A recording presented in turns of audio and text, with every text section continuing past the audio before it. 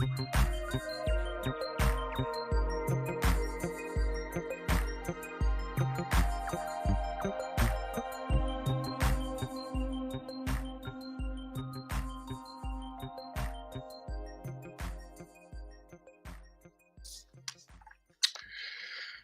welcome, welcome, welcome, welcome. Was having a little technical difficulty.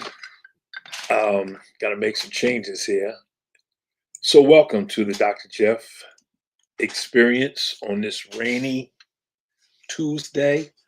Hopefully, we won't get kicked off because we're in the middle of a thunderstorm here and the lights have been blinking and all that kind of stuff. So, let's pray that we stay on.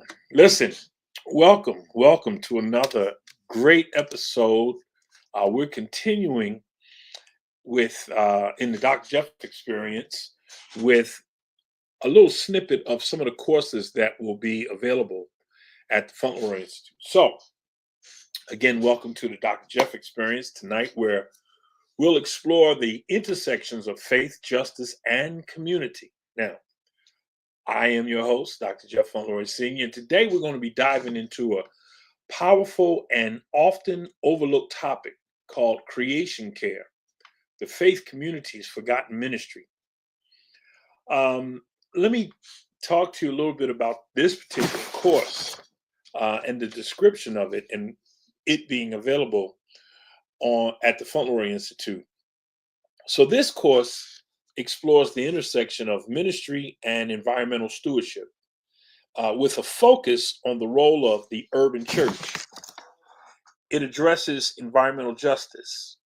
Students will examine theological foundations for creation care, analyze the environmental challenges faced by urban communities, and develop practical strategies for engaging the church in environmental advocacy and action.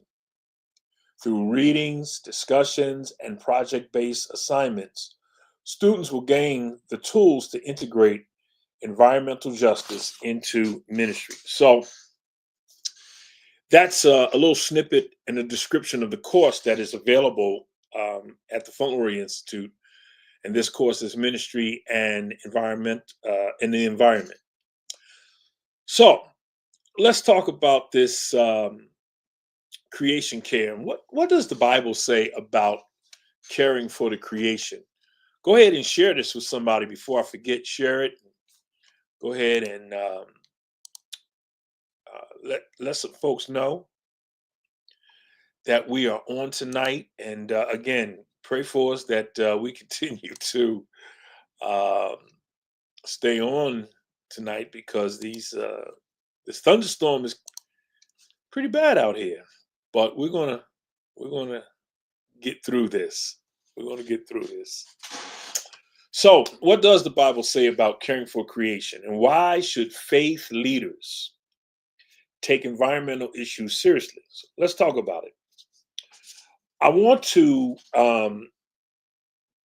give you something from Aubrey Malfours, who is a senior professor of leadership and pastoral ministry at Dallas Theological Seminary and founder of the Malfours Group.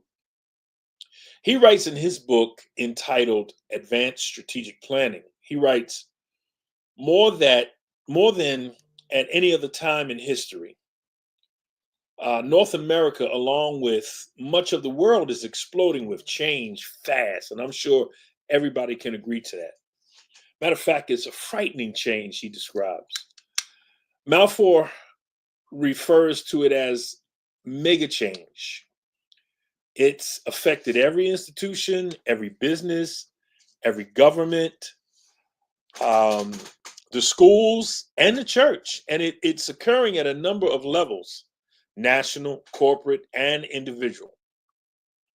He goes on to say that the result is a revolution taking place all around us that is likely to be as profound as any in the past.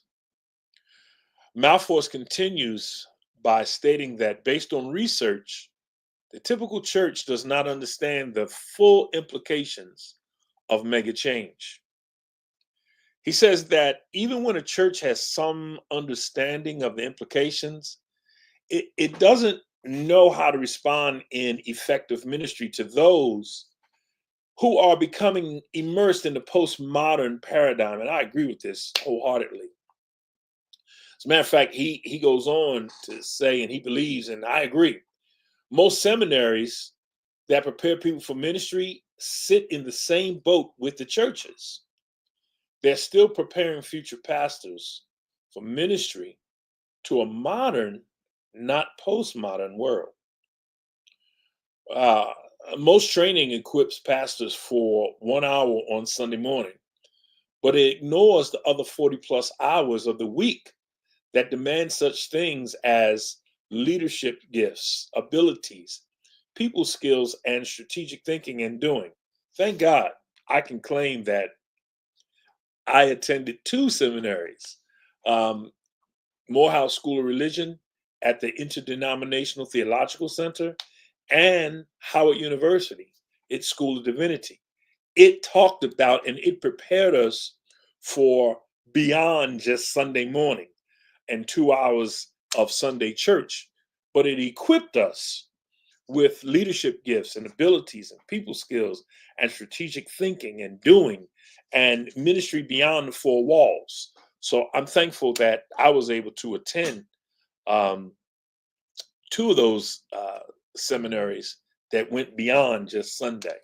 So, what is creation care and the faith? What is the faith community? Faith community's forgotten ministry.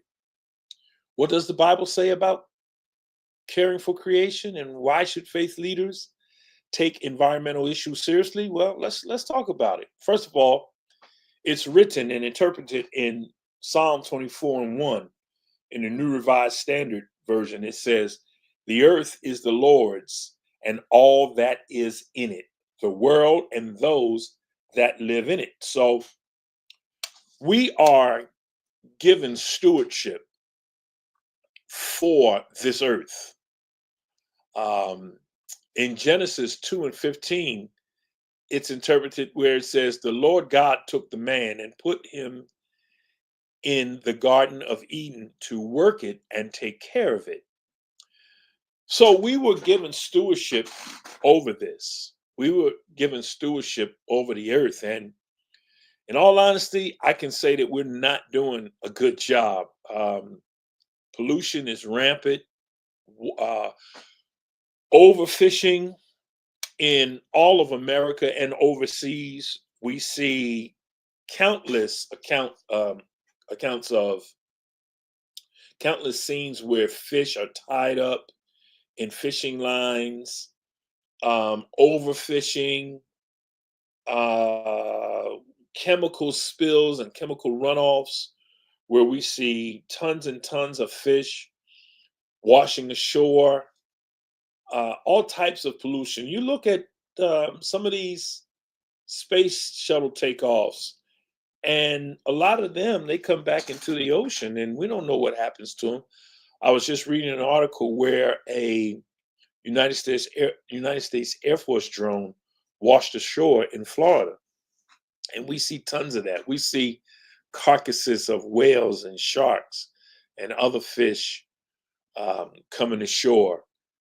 The foods that we eat, they affect us because of the pollution in our farms. Um, it's a major thing, and we've got to do something about it. Ministry begins with stewardship. From the beginning, God gave humanity responsibility to tend to and care for the earth. Now, I want you to know that this is not an option.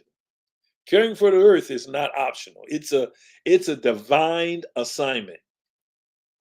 When ministries and faith groups ignore environmental concerns, we abandon part of our own calling.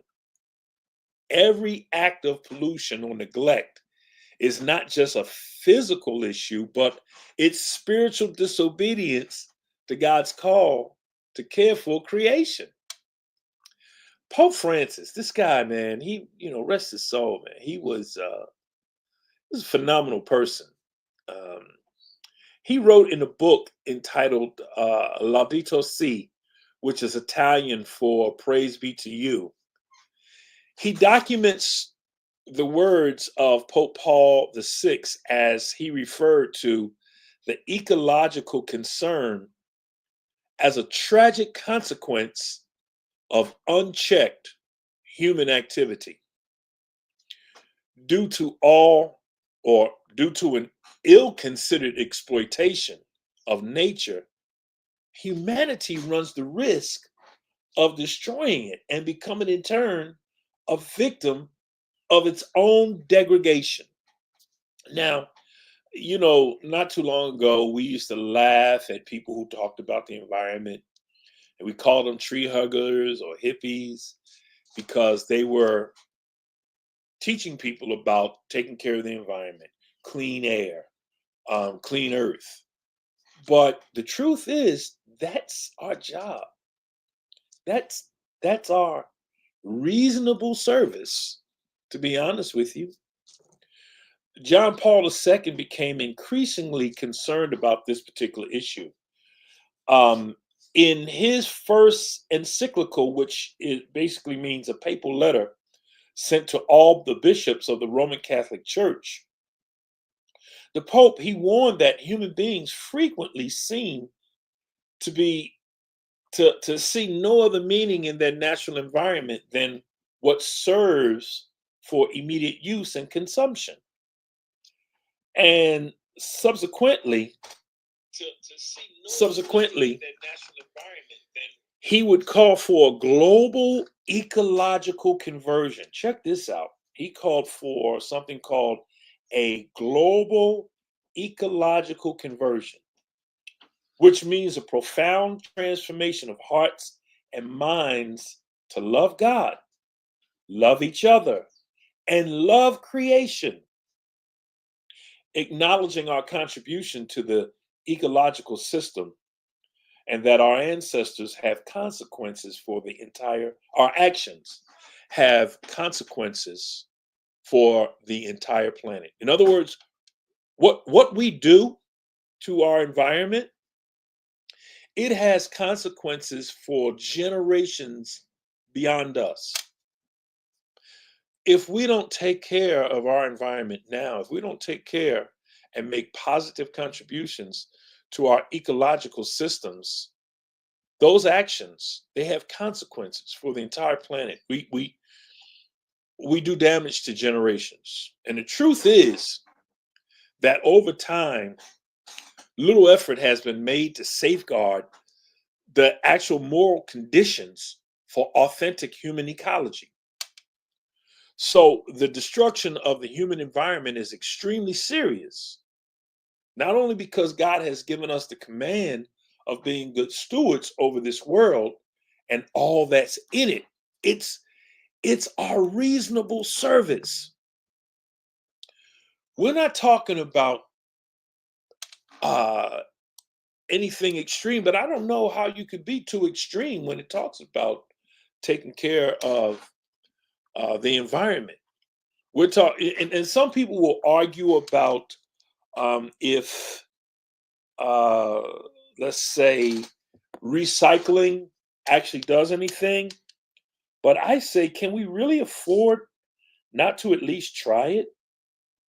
I mean, don't you think that we should at least try to do what we can? Um, we've got to do whatever we can, and here's why it's important for faith leaders and faith institutions to get involved. We have masses of people all throughout the week, whatever your Sabbath day is. We have masses of people, and oftentimes, we serve food. And do we actually think about the ecological effect of the food that we serve, or the utensils that we use? Do we think about recycling? Do we think about um, putting our plastics in recycling bins, our glass in recycling bins? Do we think about using recyclable plates? Do we think about even uh, serving organic or farm raised foods so that we're not utilizing or that we're not serving people foods that are filled with pesticides and all kinds of chemicals that are killing our people off at an astronomical rate. I never forget, I used to say that we're feeding people at church repasts the food that contributed to the death of the one we just eulogized. So, I'm not trying to sound extreme, but I'm trying to be real.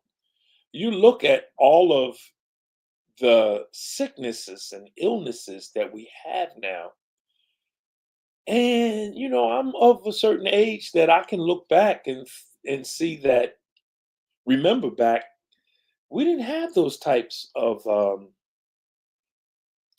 those diseases. We didn't have those.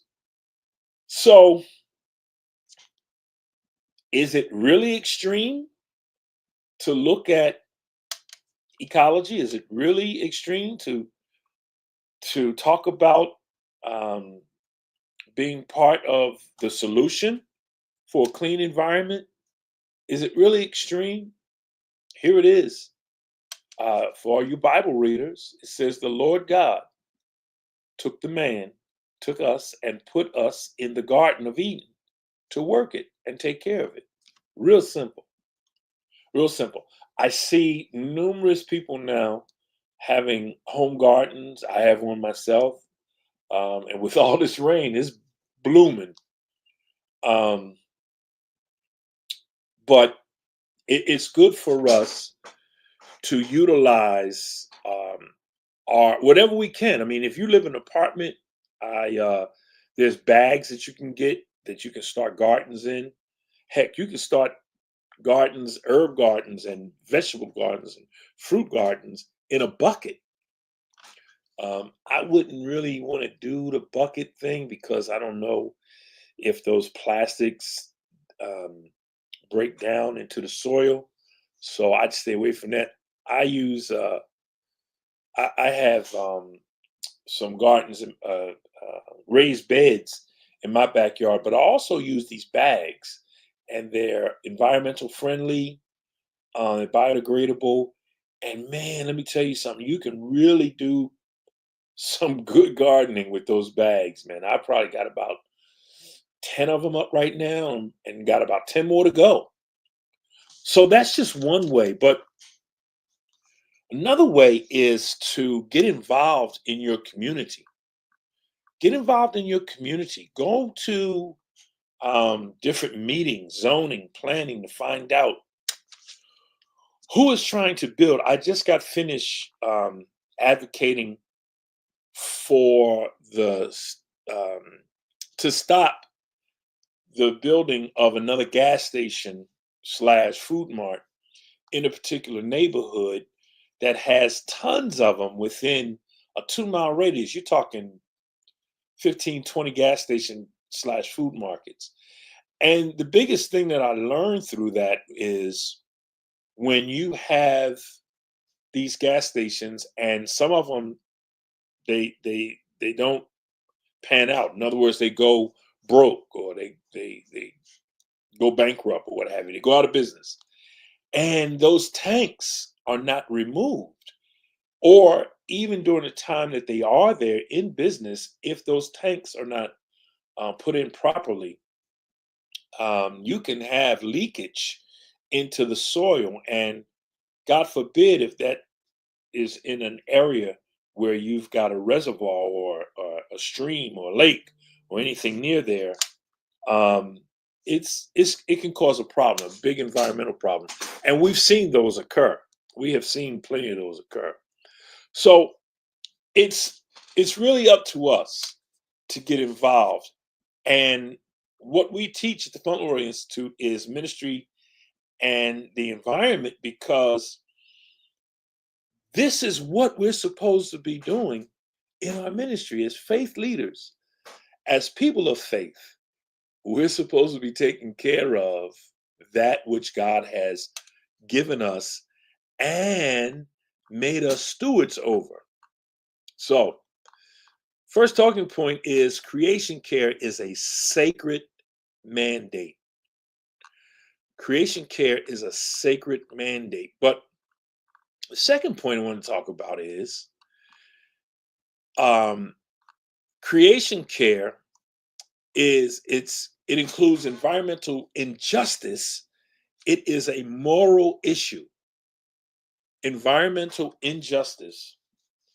It is a moral issue. Think about that. Think about that, because many of us won't look at it in that particular way, but it really is a moral issue. I was trying to open up the comments for those on Facebook. If you're viewing on Facebook, just go ahead and put it in your comments. You should be able to comment on there. Anyway, yeah, environmental injustice is a moral issue. It is a moral issue. It's very important that we take care of our planet, our earth. Proverbs 31, verses 8 through 9, it says, "Speak up for those who cannot speak for themselves. Defend the rights of the poor and the needy." Now, I talked about last week, I think it was, or the week before, last time we broadcast, ministry and community partnerships. And this is where these two merge. When Proverbs is talking about speak up for those who cannot speak for themselves, defend the rights of the poor and the needy. And when we talk about environmental injustice is a moral issue, this is where ministry um, crosses into community and making sure that those who are in charge, those elected officials, we're partnering with them to make sure that we're doing the best that we can for our communities through environmental, or to cut out environmental injustice. So environmental injustice, it disproportionately affects marginalized communities, those living near factories, landfills, or in flood prone areas. They often lack the political power to fight back. That's why it's important for us to be involved for the least and the less than. I can tell you that many years ago, I was in contact with our electric company in New Jersey because it seemed like a lot of people were dying of cancer in that particular neighborhood. It seemed like it was a cancer cluster. So, one of the things that we fought against was they stored jet fuel, which is highly flammable. And it was a block away from a major um, a major neighborhood. It was where homes were a block away. Um, and we had this big tank with jet fuel. And man, one accident would have incinerated, I think they said, a 6 block radius. I can't tell you how many people that would have involved, including myself. So we were able to have that um, stopped, where they were able to transfer that jet fuel station to another location that was away from a neighborhood.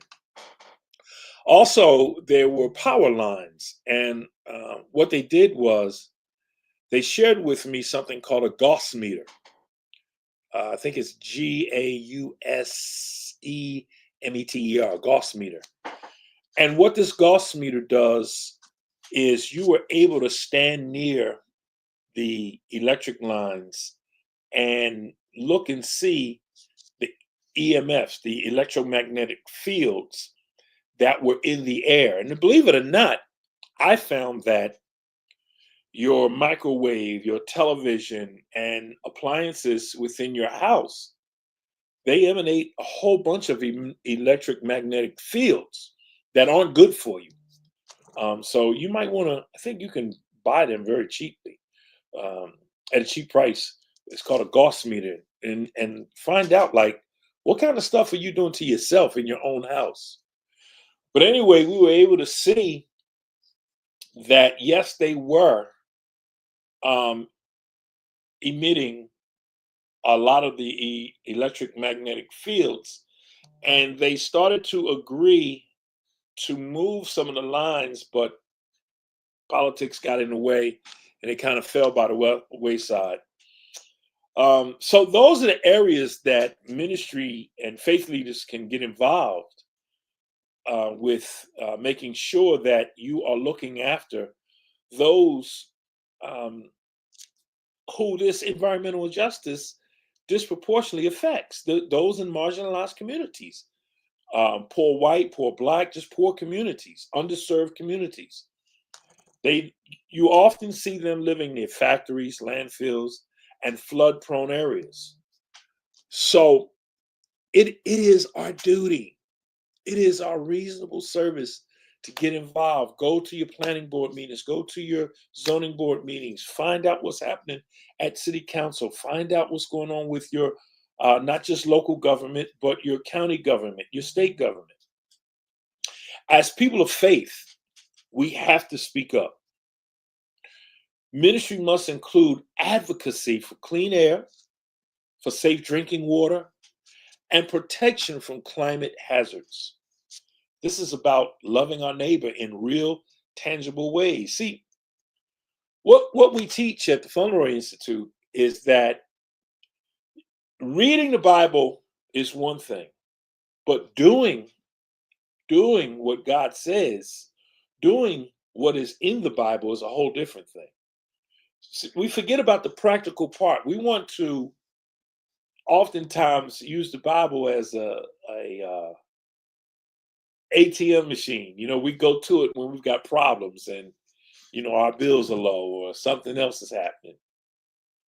But no, the Bible gives us the instructions on how to deal with the love of God. We become the hands and feet of God. When we deal with advocating for clean air, safe drinking water, and protection from climate hazards, this truly is about loving who? Loving our neighbor in real, tangible ways. Research consistently shows that minority and low-income communities are more likely to live near industrial facilities, waste sites, and other sources of pollution, leading to higher exposure to harmful substances in the air and water. I don't know if you've ever experienced this, but sometimes when it's raining, I don't know if you've ever felt the rain hit your face and feel a stinging sensation. You ever heard the term acid rain? There's stuff in the air, and this stuff, these pollutants, they come down and it becomes harmful to us. Look at some of our cars when we leave them outside during the rain and the sun. I'm just saying. Now, some of you may try to figure out, what am I talking about? How does ministry cross into this? Because I just read to you Proverbs 31, 8 and 9. Speak up for those who cannot speak for themselves. Defend the rights of the poor and the needy. So what we do is, at the Fauntleroy Institute, we teach ministry leaders, not just ministry leaders, but those who are in leadership in corporate areas. Because corporate leaders have to become more mindful of what they do to protect the community. Their decisions that they have in paper consumption. AI is the big thing now, and those big AI computers, those servers, they use a lot of energy and a lot of water. So we've got to be on top of where these things are being built, where they're being located, and we got to make sure that they are not part of any community, rich community, minority, low income communities. We've got to make sure that we get rid of these industrial facilities, stop them from being built in those backyards. We've got to make sure that we are advocating for clean water. For clean water. There's a young man, I think he's young. I don't think he's in his 20s yet, but he created something that is able to gather all of the plastics in a particular area from the water, and it gathers it so that you can clean up those particular areas. And you should see some of the waste. They've got boats now that are out on the water, and all they do is clean up. They've got islands. They call them islands of waste that are floating all throughout those oceans: the Atlantic Ocean, the Indian Ocean, the Pacific Ocean. And there's islands of waste that are just out there. And what happens is the fish get caught up in the plastic bags, fishing line, rope. Um, they think that some of the stuff that is floating is food for them, and they digest the plastics, and it gets caught in their throat, and they consume it, and some of that goes through their bloodstream, and then we eat some of those fish, and it goes into us. Mercury, that becomes bad for us. So there's all sorts of things that are out there that we've got to fight to make sure that we are good stewards of this earth. This is what we were put here on this earth to do. Besides have a nice house, besides have a nice family, a nice car, we are also stewards over the environment. It's a fact that disadvantaged communities often have less access to parks and green spaces, which can offer rest from pollution, or respite from pollution and extreme heat. It's a historical disadvantage. When you plant trees, wow, that's so funny. Not funny, but it's so ironic. I just got an email right before we came on. A family friend of ours passed away, and it gave us the opportunity to, instead of flowers, we could purchase a cluster of trees to be planted in certain areas where they need greenery. So myself and two of my cousins, we all chipped in, and we brought that. And I just got a email showing us where these trees are being planted somewhere in North Carolina. And so I found that to be different, but extremely helpful. I remember Arbor Day when I was in school, in grade school. We used to always get a little tree that we would plant because we wanted to make sure that we had green space. When when you go to the inner city, it's always hotter because the sun is beaming off the buildings and that concrete gets very hot. But when you have green space, it's cooler, the air is cleaner. The trees, they filter the air, the pollutants, so that we don't inhale those things. Again, this this is our reasonable service. This is why we teach this. It's called ministry and the environment, because it's our reasonable service. This is what God calls us to do. God calls us to be good stewards of the environment, good stewards of the earth. So another thing, redlining and other discriminatory practices have concentrated minority and low-income populations in areas with environmental hazards. And this is why, again, faith leaders have to teach, they have to be involved, and they have to teach the importance of being involved in your community. It's imperative that we don't forget the ministry of community and the ministry of the environment. It's we only get one. We only get one. I mean, it's that new thing. You only live once. Well, we only get one doggone earth, and if we don't take care of it, we condemn it for our future families.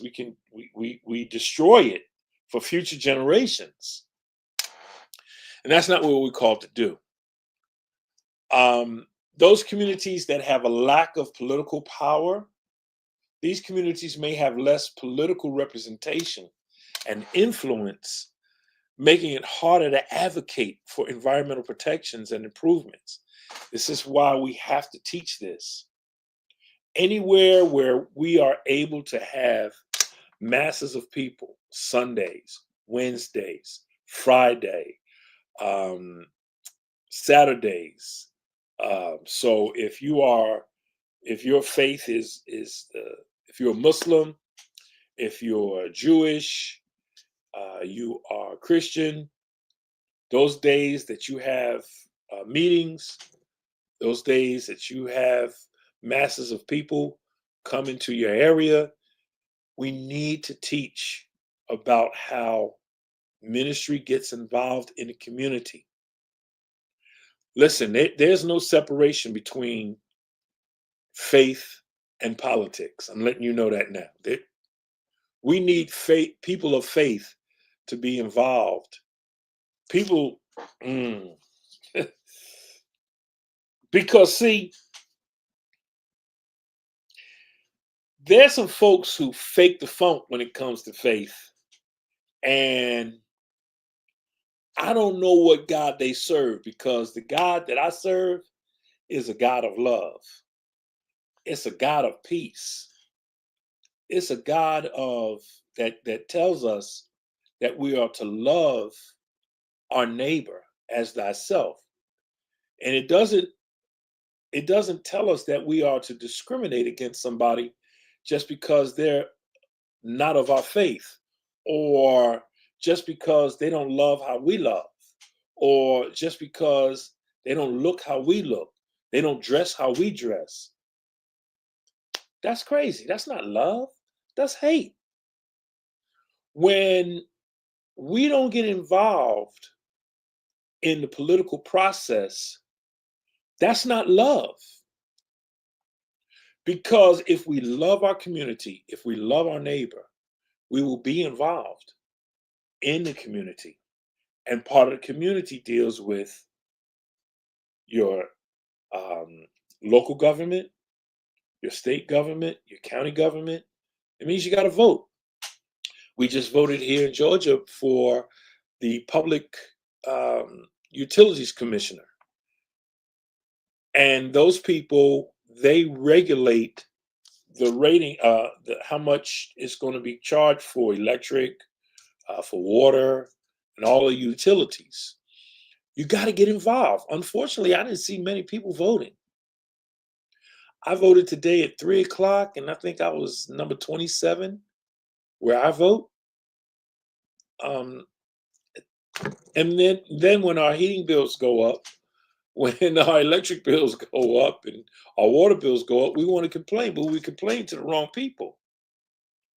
We go to our city council and they don't have anything to do with it. Sometimes they do. Some city council members, they appoint people to the boards, but we have an elected board. But overall, you just got to get involved in the process. Unfortunately, we also have economic disparities. That means limited economic opportunities can restrict residents the ability to move away from polluted areas or invest in protective measures.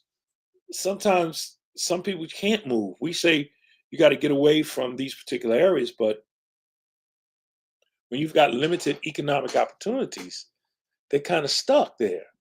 So faith community has to get involved. Another thing that adds to this is increased disease burden. Exposure to environmental hazards can lead to higher rates of respiratory illnesses, cardiovascular disease, cancer, and other health problems in these particular communities. Again, these are you see areas where they're literally cancer clusters. People are dying at a higher rate than those communities that don't have factories and poor water and all kinds of other adverse effects on the environment. We've got to make sure that we're teaching in our faith institutions about this type of stuff, about this type of environmental justice and environmental injustice. It's ministry, it's our reasonable service. The other part of this, it deals with vulnerability to children. Children are especially vulnerable to the health effects of environmental pollution, and their health can be further impacted by climate change related events. I know years ago, there was a big push on not having lead paint. A lot of times kids would gnaw on the window sills, and even if they didn't gnaw on it, um, the paint would chip, and who knows where it went. You inhale it and everything else. And we needed lead-free paints, so that led to a big elimination because a lot of people spoke out against that because we knew that it was having some health effects and environmental pollution in the home. And those are the things, that's how we need to get involved. So what I'm talking about is what we teach. And one of the subjects that we teach at the Fauntleroy Institute, ministry and the environment. It's all about environmental justice and environmental injustice. So we talked about, first of all, for our second talking point, the environmental injustice is a moral issue. And we went over Proverbs 31, 8-9. Speak up for those who cannot speak for themselves.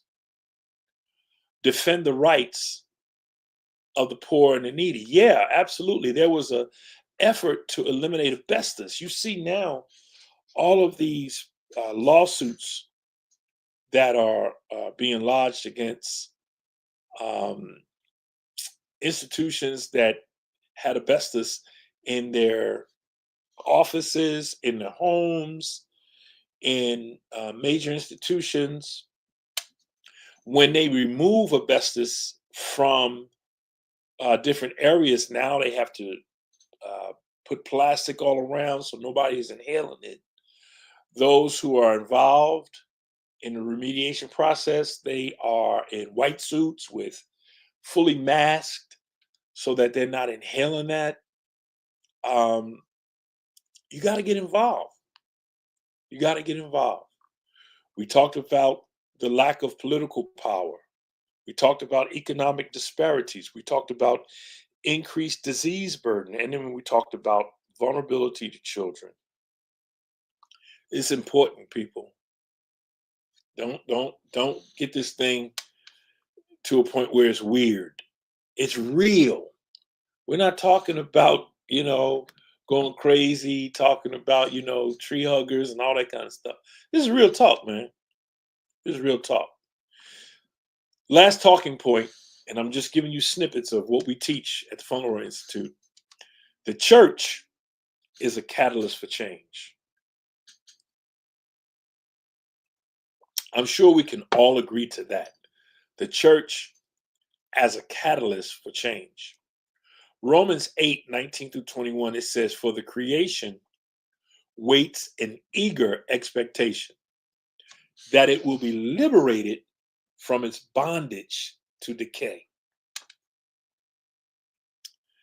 It's pretty straight now there. For the creation waits in eager expectation that it will be liberated from its bondage to decay.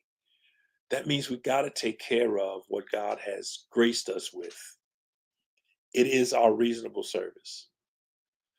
In other words, the church is not, the church can't be a passive observer. As I said earlier, we are the hands and feet of God. Ministries can lead the way by going green, using sustainable practices, reducing waste, educating congregations. Take 15 minutes of your service and bring in those who understand this subject, who know about how to go green in your environment, who know about reducing waste, who knows how to educate your congregations. All faith communities have to make those, and it's really not even a sacrifice. This is what you do. You got an audience, and you're preaching and you're teaching. Then using sustainable practices and reducing waste and educating your congregations is part of what you ought to be doing, what we ought to be doing as faith leaders. So that's what we're doing at the Fauntleroy Institute. The faith community should be a hub of healing, not just for people, but for the planet. Our witness becomes more powerful when we show care for all that God has made. It's real simple, people. We only get one planet. This is it. If we don't take care of it, it won't take care of us. And we haven't really been good stewards of it. Air pollution, climate change. You see floods like we've never had before. 100-year floods all over the place. North Carolina just experienced. Tennessee experienced it. Hurricanes, tornadoes. We just had a tornado here where a young man was thrown 300 feet, sucked right out of his house and thrown 300 feet. Thank God he survived. He's doing well now. He's been going to rehab. But how many times have we seen that throughout the Midwest, Oklahoma, all those places out there, man, where they've had these just an onslaught of tornadoes and bad weather. But yet we talk about there is no climate change. Some people want to talk about there is no climate change. Polar ice caps are melting. You look at some of the icebergs out in the Arctic, and they show how some of the animals are almost extinct now because of the warming of those areas. This thing is real, guys. So what we teach at the Fauntleroy Institute, again, those who are involved in leadership in ministry, those who are involved in whatever faith institution you're at, if you are involved in leadership, we want to teach this to you so you can teach your people. We teach you how to teach the people who come to you. Okay, so it's train the trainer. It's train the trainer. Those of you who are in leadership positions, not just in faith institutions, but even in the corporate world, again, we're teaching you this stuff so that we can be better and we can have better people because they learn. So listen, environmental justice, it just isn't about saving the earth. It's about honoring God. It's about honoring God, protecting the vulnerable, and building a just world for future generations. And as ministries, as faith leaders, we have a responsibility to lead this charge with boldness and compassion. So that's all I have for tonight. Until the next time, keep walking in faith, keep standing for justice, and remember creation is a gift and we are its stewards. Get involved, meet needs, solve problems. It's our reasonable service. Hey, God bless you. Share this with somebody. We'll see you next week with another snippet of what we teach at the Fauntleroy Institute. If you got any questions, go ahead and email us. I'll put that up. Go to our website if you want to know more about it. Go ahead and click on there and see what it's about. We've got courses going on, and you can sign up at any time. And we got great teachers. So get involved. All right. Listen, God bless you. It's been fun. We made it. Thunder and lightning. It didn't kick us off. So it's all good. I'm going to watch a little TV now. All right. God bless you. See you next week. Peace.